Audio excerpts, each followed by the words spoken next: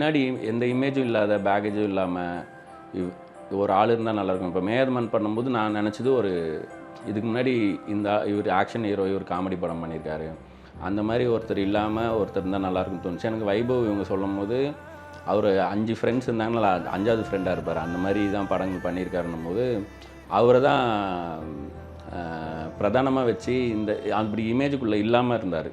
அதுக்கு ரொம்ப எனக்கு பிடிச்சிருந்துச்சி. பிரியா அவங்க பண்ணும்போது இவங்க வந்து நியூஸ் ரீடராக இருக்கும் போதே அவங்களுக்காக நியூஸ் பார்த்த க்ரௌட்லாம் இருந்துச்சு.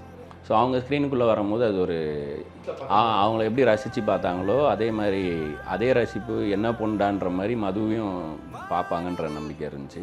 இன்ஃபேக்ட் அவங்கள வச்சே நியூஸ் ரீடர் ஒரு ப்ரோமோவை விட்டோம், அவங்களே நியூஸ் வாசிப்பாங்க, இந்த மாதிரி பிரியா வந்து படம் பண்ணுறாங்கன்னு அப்படிலாம் ப்ரோமோ பண்ணும். 60 வருட நம்பிக்கை. Anand banians and briefs.